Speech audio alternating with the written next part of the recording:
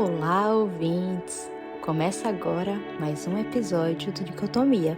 Eu sou Paula e estou aqui com as minhas amigas Cristine e Ana para falarmos sobre as relações entre Israel e Palestina.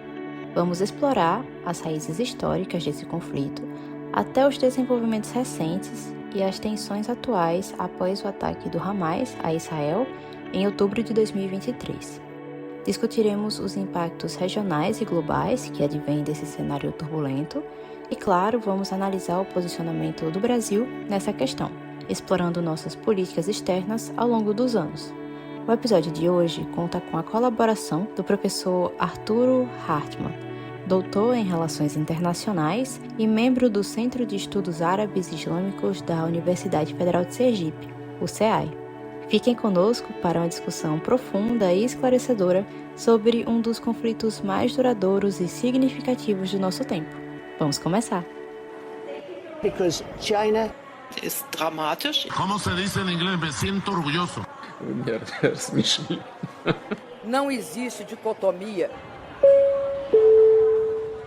Dicotomia Podcast. Se você perdeu a edição de outubro de 2023 da Dicotomias Expressas, eis aqui um recapitulativo que pode nos ajudar a introduzir o nosso episódio de hoje. Abre aspas. Não tem como negar que o dia 7 de outubro marcou um momento importante para a história contemporânea do Oriente Médio e, mais especificamente, para a turbulenta relação entre Palestina e Israel. A ofensiva realizada pelo Hamas pegou o mundo de surpresa e fez com que as pessoas voltassem seus olhos para uma pauta que parecia não ter tanta importância para a grande mídia, além dos 5 minutos habituais do Jornal da Noite. Na televisão, no rádio, no Instagram, o que se viu foram pessoas chocadas, famosos indignados, comentaristas apressados, posts de solidariedade. Quem não se torna um especialista em política internacional em uma hora dessas? Eu vi vários. No entanto, diferentemente do que muitos que assistem aos noticiários ou que apenas leem a página da Choquei, pensam e postam, essa data não representa um capítulo inicial dessa trágica narrativa. Apesar de você ter uma violência que já dura décadas, na verdade mais de século, se você for na história da Palestina e Israel, são poucas, talvez é uma única vez a gente teve uma escala tamanha do que está acontecendo agora. Para que possamos compreender a profundidade dos acontecimentos atuais, nós achamos interessante fazer uma breve revisão histórica acerca das raízes do conflito. E para isso, precisaremos voltar ao final do século XIX, quando houve o surgimento do sionismo político. Esse movimento tinha como objetivo a construção de um Estado judeu para receber os descendentes da diáspora hebraica que ocorreu em 70 d.C., quando os hebreus foram expulsos de Jerusalém pelos romanos. Os criadores do sionismo tinham como lema um povo sem terra para uma terra sem povo, e defendiam que os judeus tinham direito natural à terra que antes pertenceu a seus ancestrais. Contudo, o território que eles reivindicavam era a Palestina, e ao contrário do que o lema sionista pregava, essa não era uma terra sem povo. Os sionistas entendiam a Palestina, ou Eretz Israel na religião judaica, como uma terra vazia, e nas palavras do historiador israelense Ilan Pappé, para eles, abre aspas, a Palestina estava ocupada por estranhos e tinha de ser retomada. Os palestinos nativos que viviam lá eram em grande parte invisíveis para eles, ou se não, faziam parte de adversidades da natureza e, como tal, deveriam ser conquistados e removidos. Fecha aspas. Como podemos ver, existia uma certa negação da existência dos palestinos naquele território, e essas ideias de superioridade iriam culminar em ações como a Declaração de Balfour, que viria a ser o início do estabelecimento sionista na Palestina.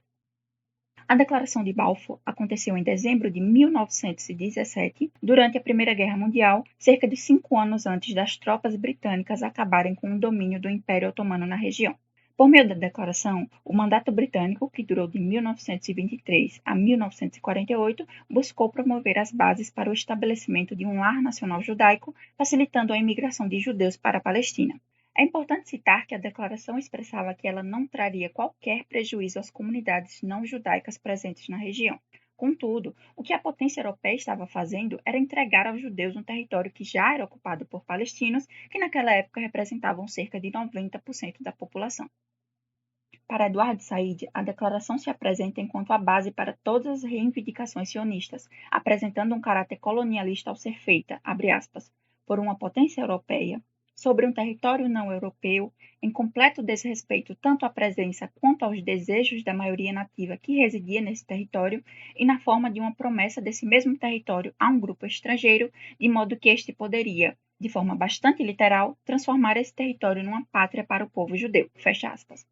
Para além dessas questões, o documento também causou revolta, pois anteriormente a Grã-Bretanha havia prometido aos árabes que, caso eles apoiassem os britânicos contra o Império Otomano, eles estabeleceriam um Estado árabe independente que abrangeriam territórios que incluíam a Palestina. Essa promessa claramente ia de encontro ao que foi proposto por Balfour e, dessa forma, não foi cumprida. O crescimento da imigração judaica europeia, juntamente com a compra de terras e a colonização em andamento, provocou indignação entre os palestinos. Eles temiam que essas ações eventualmente resultassem na criação de um Estado judeu na Palestina, o que, como todos nós sabemos, viria a ocorrer alguns anos mais à frente. Podemos exemplificar o ambiente de tensões que ocorria na região com um acontecimento de 1929. Em 15 de agosto deste ano, muçulmanos e judeus entraram em conflito sobre seus direitos religiosos no Muro das Lamentações, local que é sagrado tanto para os judeus quanto para os muçulmanos. Após membros do movimento juvenil, uma organização sionista, hastearem uma bandeira sionista sobre o muro, uma série de confrontos e mortes ocorreram em todo o país. A resistência palestina ao controle britânico culminou na Revolta Árabe de 1936 a 1939, que foi reprimida pela Grã-Bretanha com a ajuda de milícias sionistas. Inclusive a revolta de 36 e 39 talvez seja a maior de todas. E teve várias fases, enfim, foi lá em 36, ainda foi o principal objeto dela, o alvo dos palestinos era o mandato britânico, era o controle colonial britânico na Palestina, mas o sionismo que se acoplou a esse controle colonial. A migração judaica, a compra de terras judaica, e a compra implicava na expulsão dos trabalhadores palestinos dos camponeses dessas terras. Após esse episódio, na tentativa de apaziguar a região, os britânicos emitiram o Livro Branco, uma declaração política que abordava questões como a limitação da imigração judaica e a restrição à compra de terras. Essa declaração, na verdade, foi uma reversão de uma proposta anterior, a proposta de partilha, ou Plano Peel, de 1937. Esse plano foi criado pela Grã-Bretanha como uma forma de tentar frear os conflitos que ocorriam e previa a divisão da Palestina em 2 estados, um árabe e um judeu. Contudo, enquanto obteve uma resposta neutra dos judeus, ele foi veementemente rejeitado pelos árabes. A proposta do plano, inclusive, foi uma das razões pelas quais o conflito, que havia tido uma pausa no fim de 1936, retomou de maneira intensa em 1937. Agora, retomando acerca do Livro Branco, este representou uma ruptura entre os sionistas e os britânicos, já que os sionistas o interpretaram como uma traição à Declaração de Balfour, o que provocou indignação, especialmente diante das perseguições enfrentadas pelos judeus na Europa naquela época. Lembrem-se que agora estamos falando dos anos que abrangem o período nazista no continente europeu. As hostilidades entre milícias sionistas e os britânicos, bem como entre árabes e judeus acerca do território palestino, além dos custos de manutenção de uma estrutura colonial, obrigaram a Grã-Bretanha a renunciar seu mandato no território. Os britânicos entregaram o destino da Palestina nas mãos da recém-criada Organização das Nações Unidas. A ONU, então, enviou um comitê para a Palestina a fim de entender melhor a situação que ocorria na região, e após essa visita, eles decidiram que o país deveria ser dividido em 2. Em 29 de novembro de 1947, a Assembleia Geral da ONU votou a favor da divisão da Palestina em 2 estados, um judaico e um árabe. O território destinado aos judeus era ligeiramente maior do que o Estado palestino, pois foi levado em consideração a possibilidade de imigração judaica para a região. Além disso, segundo o plano, a área de Jerusalém e Belém deveria se tornar uma zona internacional. Os árabes palestinos, juntamente com países vizinhos, rejeitaram veementemente a divisão proposta pela ONU, chegando a considerá-la uma traição internacional. Além disso, eles argumentaram que o território destinado aos judeus era excessivamente amplo e seria, na prática, uma forma de estabelecer uma colônia de colonos. Os conflitos armados entre palestinos e judeus irromperam apenas alguns dias após a adoção do plano da ONU. No entanto, enquanto as forças sionistas estavam bem treinadas e equipadas, as forças militares árabes, ao contrário, careciam de organização e treinamento adequado. Em 1948, os sionistas já haviam assegurado o controle da maior parte do território atribuído a eles pela ONU e, neste mesmo ano, proclamaram o Estado de Israel. Após esse episódio, e tendo como impulso o fim do mandato britânico, estados vizinhos como Egito, Síria, Iraque e Jordânia entraram nas partes da Palestina que haviam sido alocadas ao Estado árabe pela partilha. No mesmo ano, ainda em 1948, o conflito continuava incerto, porém carregamentos de armas vindos da Europa chegaram a Israel, fortalecendo seus militares e sua superioridade bélica. Toda essa ajuda fez com que Israel conseguisse conquistar territórios para além das fronteiras designadas pelo Plano da ONU, e o conflito terminou em 1949, após a assinatura do armistício entre Israel e os Estados Árabes. A Palestina agora estava dividida em 3 territórios distintos: o recém-proclamado Estado de Israel, com 77% do território, a Cisjordânia, controlada pela Jordânia, e o Egito, com o controle da faixa de Gaza. Já o Estado Árabe Palestino, que havia sido prometido pela partilha da ONU, nunca foi estabelecido. Como resultado dos conflitos na região, entre 1947 e 1949, mais de 700 mil palestinos foram deslocados, tornando-se refugiados. Aqui eu gostaria de abrir um parêntese para relembrar a todos que, caso vocês não tenham conhecimento acerca do significado de refugiado, nós aqui no Dicotomia temos um episódio específico sobre essa questão, o episódio 73, Direitos Humanos, Migrantes e Refugiados. Vale a pena conferir. Retomando ao assunto, o período de expulsão dos palestinos é conhecido como Nakba, que significa desgraça ou catástrofe em árabe e é uma expressão utilizada para se referir a esse momento. Os palestinos foram expulsos em decorrência do plano sionista de libertar o território de habitantes não-judeus, como falamos anteriormente. A maior comunidade da diáspora palestina se encontra na Jordânia. O Líbano e a Síria também contam com uma grande população de palestinos, assim como outros países vizinhos. É importante ressaltar que nem todos esses estados concedem cidadania aos palestinos que ali vivem, o que dificulta a qualidade de vida desses indivíduos. Mesmo após o armistício de 1949, o clima era de tensão na região. Em 1967, após crescentes crises diplomáticas e militares, eclodiu a Guerra dos 6 Dias, quando Israel lançou ataques contra Egito, Síria e Jordânia. Nessa batalha, as forças israelenses emergiram vitoriosas e, assim, ao término do conflito, eles conquistaram não apenas a Cisjordânia, as colinas de Golã, Jerusalém Oriental e a faixa de Gaza, mas também a península do Sinai. A rapidez sob a qual o país conseguiu derrotar os demais foi impressionante, e bastou esse conflito para que Israel conseguisse se consolidar enquanto uma potência regional dominante. Após esse conflito, o Conselho de Segurança da ONU adotou a Resolução 242, que enfatizava a inadmissibilidade de aquisição de território pela força. De acordo com essa resolução, Israel deveria retirar-se das áreas ocupadas durante a guerra. Israel, no entanto, interpretou uma ambiguidade linguística na tradução da resolução e argumentou que não era obrigado a se retirar de todos os territórios ocupados durante a Guerra dos 6 Dias. Além disso, eles também afirmaram que suas ações de ocupação tinham como objetivo promover a paz na região. Após a derrota de 1967, a Organização para a Libertação da Palestina, a OLP, estabelecida 3 anos antes pela Liga Árabe, viu uma nova liderança emergir entre os jovens palestinos, o que concedeu à organização uma certa independência em relação aos regimes árabes. Até 1993, Israel não reconhecia a organização e se recusava a negociar com ela, argumentando que era uma entidade terrorista. O governo israelense também rejeitava a ideia de um Estado palestino, defendendo que os palestinos deveriam ser integrados aos países árabes existentes. Essa postura inflexível mudou quando representantes de Israel se encontraram com membros da OLP, o que culminou na assinatura da Declaração dos Princípios de Oslo, que falaremos já já. Em 1978, o presidente dos Estados Unidos, Jimmy Carter, juntamente com o presidente egípcio Anwar al-Sadat e o primeiro-ministro israelense Menachem Begin, negociaram 2 acordos: um tratado de paz entre Egito e Israel e um plano para resolver a questão palestina.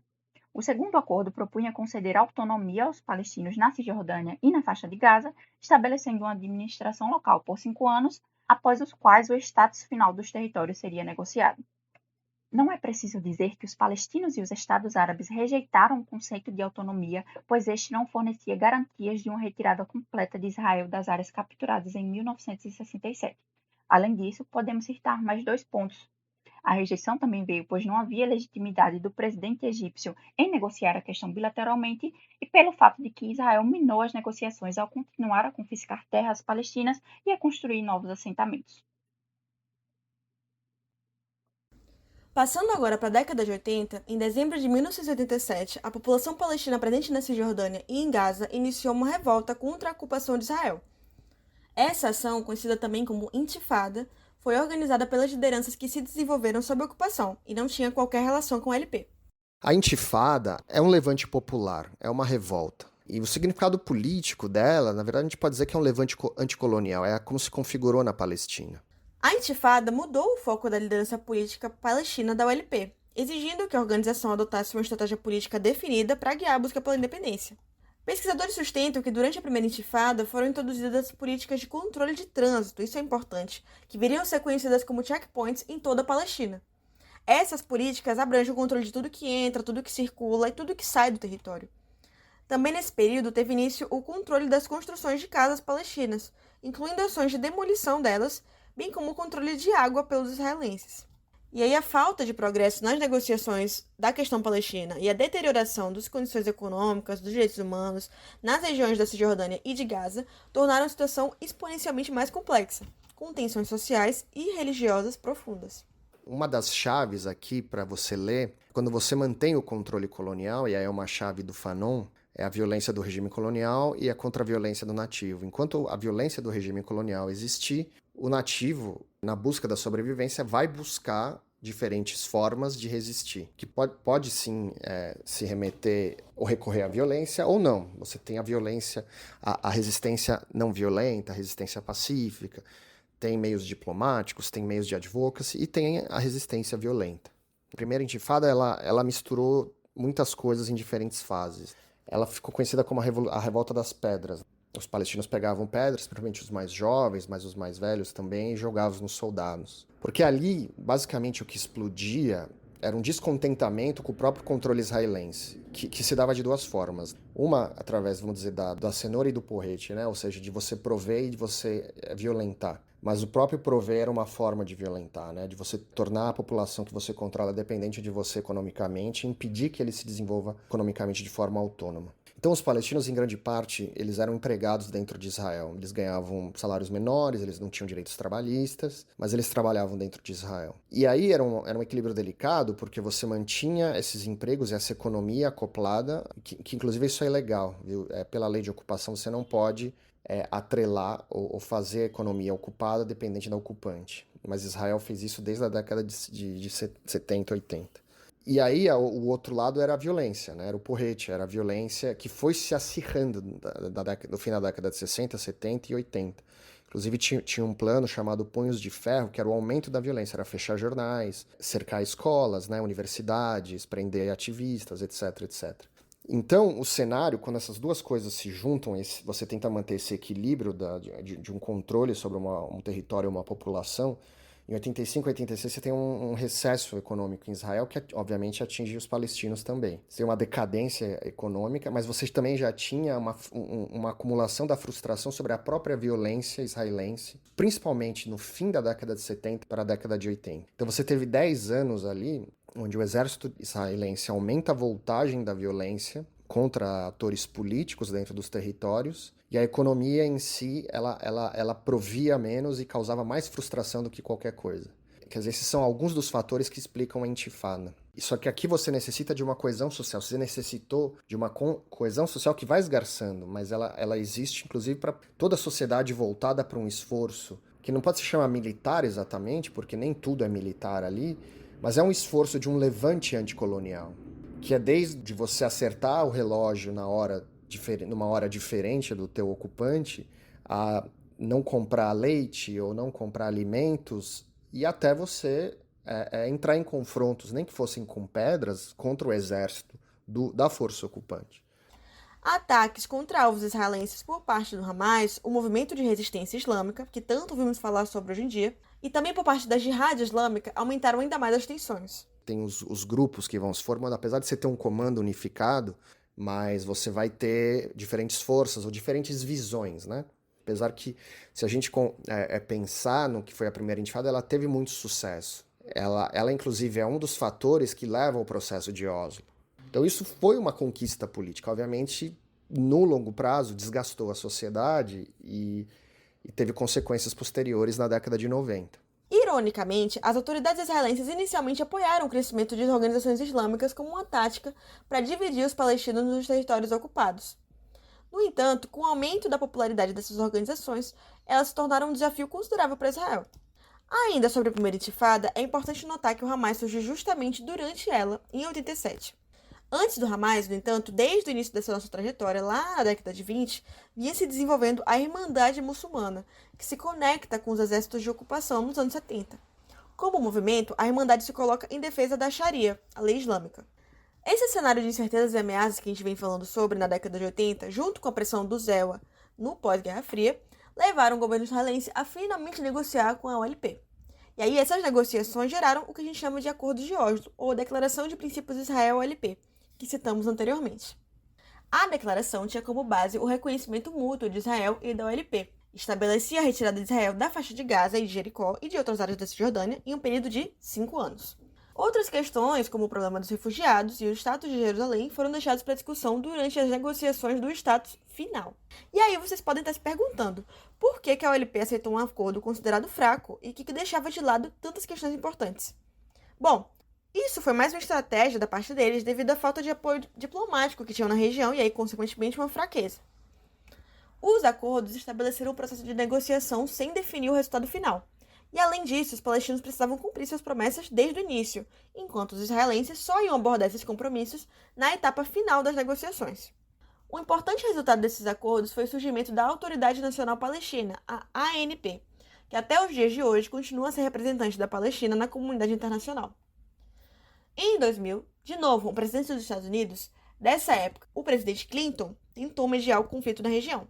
Ele convidou o primeiro-ministro israelense Ehud Barak e o então presidente da Palestina, Yasser Arafat, para concluir o acordo anterior que ainda não tinha estatuto final. O primeiro-ministro Barak, ele alegou que Israel não ia voltar às fronteiras anteriores à Guerra dos 6 Dias, que a gente já falou sobre. Jerusalém Oriental ia seguir sob o controle do país para ele e eles não aceitariam qualquer responsabilidade acerca dos refugiados palestinos. Já os palestinos, por sua vez, estavam em busca da retirada dos israelenses da Cisjordânia, da faixa de Gaza e também de Jerusalém Oriental. E, além disso, eles buscavam o reconhecimento de um Estado palestino independente desses territórios. E aí, por conta das divergências nas exigências das duas partes, não foi possível chegar a um acordo. Foi nesse contexto de acordos frustrados que teve início a segunda intifada, ainda em 2000. A segunda intifada foi um pouco diferente. A gente pode dizer que ela já nasce fragmentada. Apesar de você ter comandos que atuavam em conjunto, você já tinha a própria disputa interna entre o Fatah e o Hamas, né? Ainda que isso só ficou mais claro, na verdade, isso só explodiu de fato lá para 2005, 2006, 2007, mas já em 2001, 2002, quer dizer, você tinha uma diferença de visões, inclusive do que eram os mecanismos de libertação ou de táticas. Ainda que, por exemplo, quando se fala dos atentados, não só o Hamas fez, né? Você teve formas pacíficas, você teve a tentativa de desacoplar dos israelenses, mas de uma outra forma, porque você já está num outro mundo, era muito mais difícil, até porque o processo de Oslo, ele basicamente juntou, ainda que se imaginasse temporário, mas a parte dos acordos era uma cooperação entre certas agências ou certas entidades do governo israelense e do recém-criado semi-governo. Não era um governo palestino, era uma autoridade nacional, semi-autônoma, enfim, com todos os limites possíveis que foi imposto pelos israelenses e que foi aceito pela liderança palestina, inclusive colaboração de segurança e policiais, etc. Quer dizer, então você já tinha um outro mundo e um outro tipo de relação. Ainda era uma relação colonial, mas reformulada pelo processo de Oslo. E você tinha mais forças, quer dizer, a hegemonia não era só do Fatah, do Arafat, né? Você já tinha uma disputa interna no campo palestino, ainda que a principal figura ainda fosse ele, até 2004, quando ele morre, mas a intifada se dá mais fragmentada do que, por exemplo, 87. Foi a chamada Guerra de Oslo, foi a disputa pelo destino político. Isso a gente pode dizer da segunda intifada. Uma das principais motivações foi a ida do líder israelense Ariel Sharon à mesquita de Al-Aqsa, em Jerusalém, protegido por cerca de 1.000 policiais. Essa intifada foi mais sangrenta que a primeira, com as duas partes empregando mais força. Por conta da superioridade bélica, as forças israelenses passaram a atacar manifestantes palestinos desarmados com fortes munições, e aí várias organizações voltadas para os direitos humanos condenaram Israel pelo uso excessivo da força. Entre os resultados dessa intifada estão a morte de milhares de pessoas e o aumento dos assentamentos israelenses. Os israelenses e palestinos, eles guerrearam dentro de uma estrutura colonial pela visão de futuro, que era a disputa e, no caso dos palestinos, uma oposição a Oslo. ou pelo menos a visão israelense de Oslo, e os israelenses, eles lutavam contra a visão palestina de Oslo, que era da independência de um Estado palestino. Os israelenses não queriam a criação do Estado, apesar de supostamente esse ser o princípio de Oslo. Então a intifada, ela se dá até 2004, vamos dizer assim, e aí essa teve consequências mais drásticas para os palestinos. A gente pode pensar na extrema violência e na reelaboração das políticas militares dos israelenses contra os palestinos. E, na verdade, aqui está um embrião do que, inclusive, a gente está vendo hoje em Gaza, por exemplo. É uma coisa que desenvolve ali a partir de 2000, 2001. Primeiro com o Ehud Barak e depois com o Ariel Sharon. E o Netanyahu só vai aperfeiçoar isso a partir de 2009. Agora que você já sabe sobre as raízes históricas envolvendo Israel e Palestina, a gente vai dar um pulo de muitos anos no tempo, até chegar em 2023, o ano em que uma particular atenção foi dada a essa relação bem turbulenta. No dia 7 de outubro de 2023, o Hamas atacou Israel em uma ofensiva surpresa que se desenvolveu principalmente na parte sul do país, declarando que aquela ação se tratava do início de uma grande operação para a retomada do território. Segundo a imprensa internacional, os serviços de emergência confirmaram na época que bem mais de 500 pessoas morreram e outras milhares de pessoas ficaram feridas. Em resposta aos ataques, o primeiro-ministro de Israel, Benjamin Netanyahu, disse que Israel estava entrando em estado de guerra. O premier lançou a Operação Espadas de Ferro, requisitando uma reunião de emergência com autoridades de segurança, convocando uma grande quantidade de reservistas e iniciando uma forte operação militar contra os palestinos. Com o decorrer dos dias, foi possível observar uma escalada da violência israelense contra civis palestinos, o que acabou reverberando em certos debates do sistema internacional. Como trazemos na dicotomias expressas de outubro de 2023, países latino-americanos lideraram uma lista de nações que romperam relações diplomáticas com Israel, justamente por conta da escalada da violência contra civis palestinos. A Bolívia foi o primeiro país da região a cortar relações com Israel por considerar a ofensiva militar contra a faixa de Gaza, abre aspas, agressiva e desproporcional, fecha aspas. Essa decisão foi comunicada pela ministra da Presidência boliviana, Maria Nela Prada, e pelo vice-ministro das Relações Exteriores, Fred Mamani Machaca, em uma coletiva de imprensa. Ainda no final de outubro, os governos da Colômbia e do Chile convocaram os embaixadores de Israel alocados em seus países para consultas. Essas medidas foram tomadas depois do ataque israelense ao campo de refugiados de Jabalia, o mais populoso situado na faixa de Gaza, que o governo israelense justificou estar mirando comandantes do Hamas.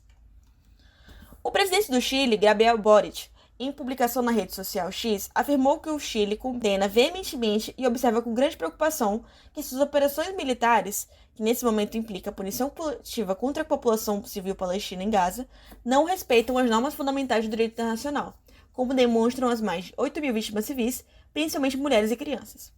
Já Gustavo Petro, presidente da Colômbia, afirmou pela mesma social que, se Israel não impedir o massacre do povo palestino, não podemos estar lá.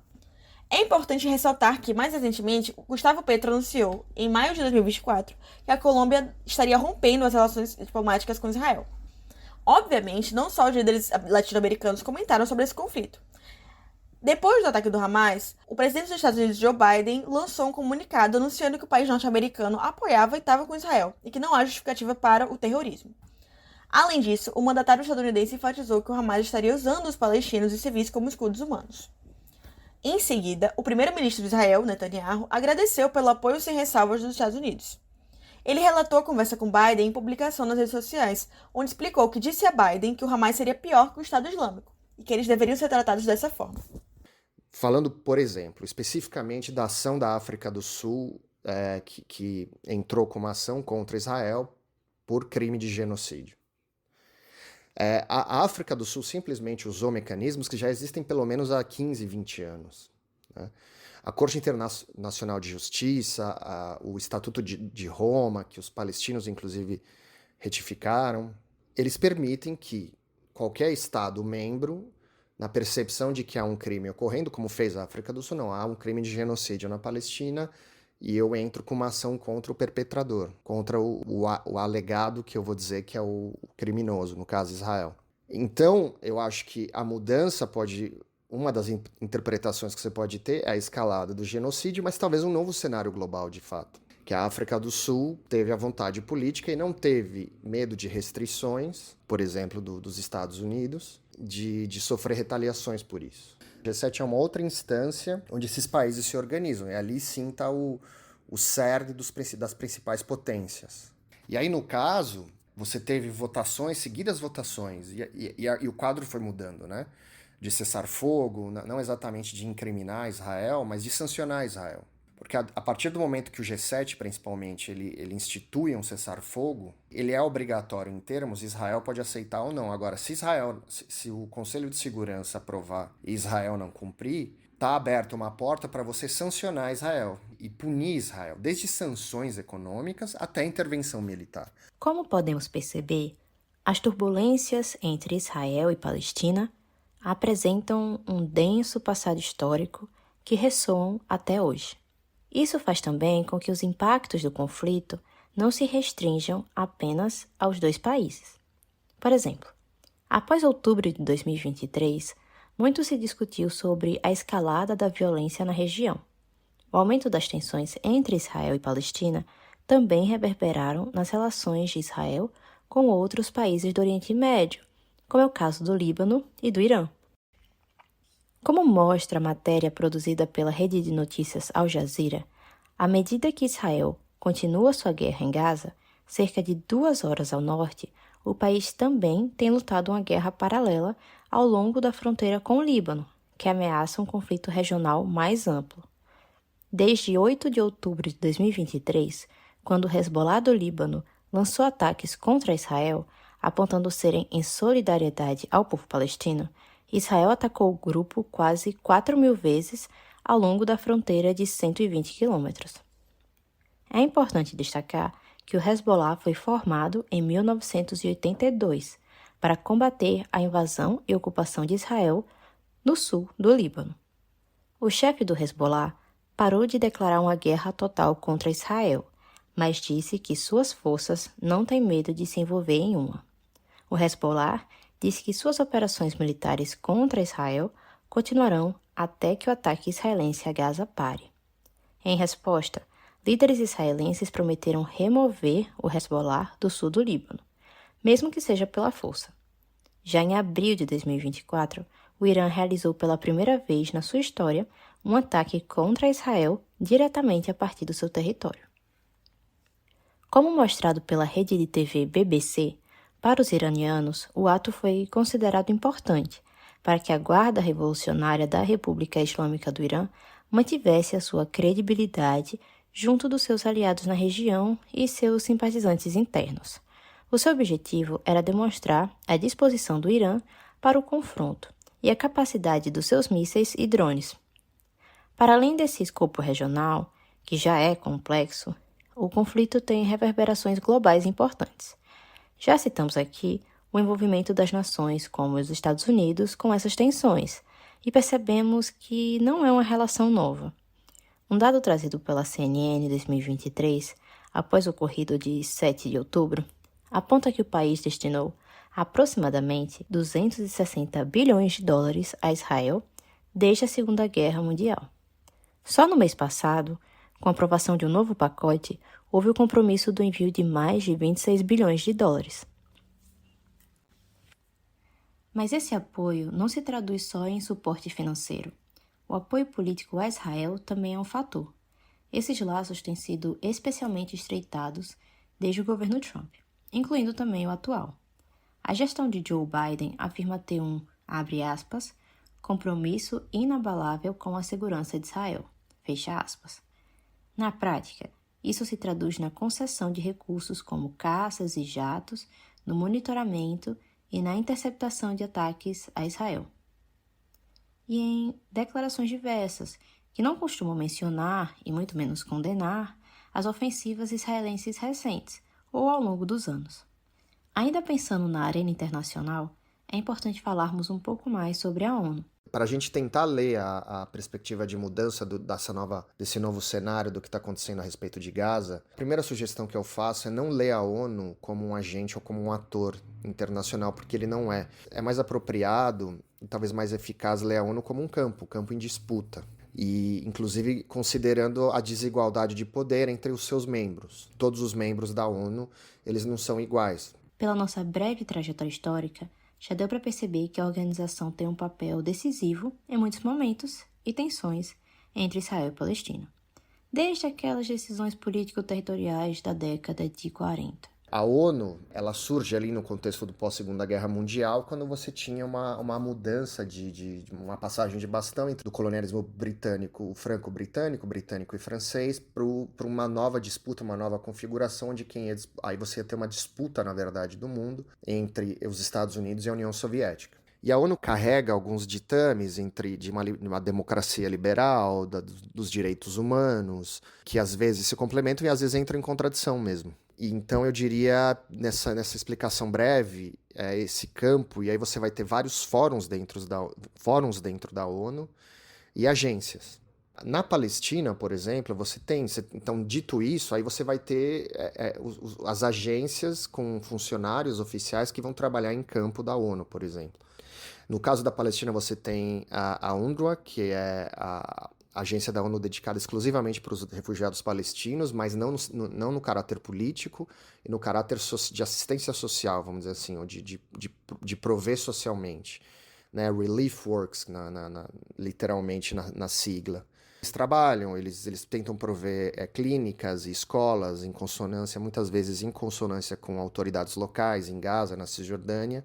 Eles procuram prover sistemas educacionais voltados aos refugiados, né? Ou algumas estruturas sociais bem básicas, principalmente em saúde e educação, para os palestinos.